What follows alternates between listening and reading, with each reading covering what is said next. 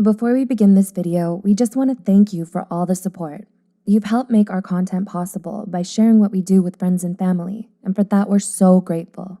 Now, on to the topic of letting go of painful memories, requested by a viewer. Have you ever done something that made you regret it, or heard hurtful words directed to you that slipped from a loved one's mouth? Some actions affect us more than others, depending on what we take more personally. As a result, the past often becomes full of heavy emotional baggage we bring with us wherever we go. So, how do we move forward and leave it for good? Here are 8 ways to let go of painful memories. 1. Identify what triggers you. This can be closely linked to your childhood. Think about what upsets you.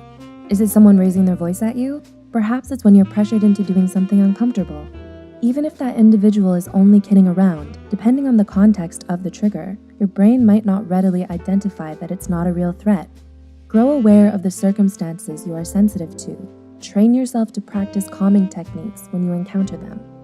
2. Allow room for mistakes. Do you consider yourself a perfectionist or often desire quick, fast results? Unfortunately, healing is not a linear path, nor is it a swift process. The truth is, you're going to make a lot of mistakes along the way.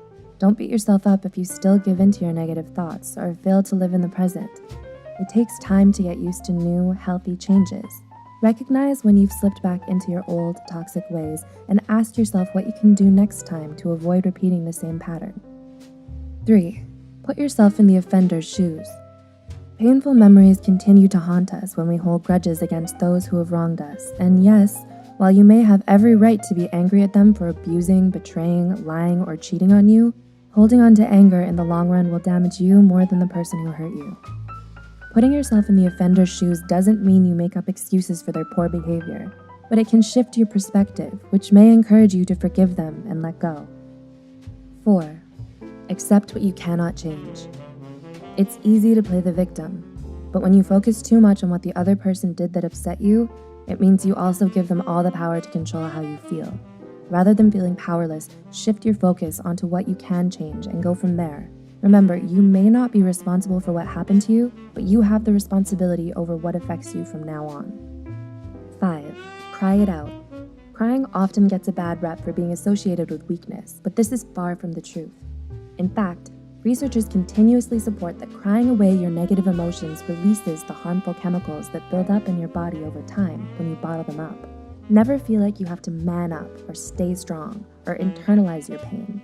This can do more harm than healing in the long run. 6. Embrace rationality.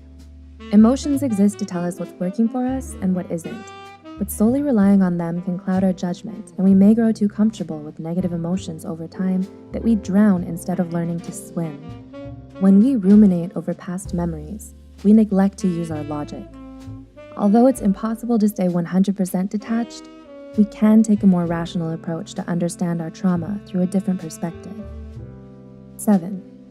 Recondition your negative thoughts. One technique you can use is wearing a rubber band on one of your wrists.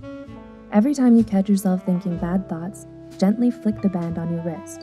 The uncomfortable feeling you get while doing this will train your mind to associate it with your negative obsessions.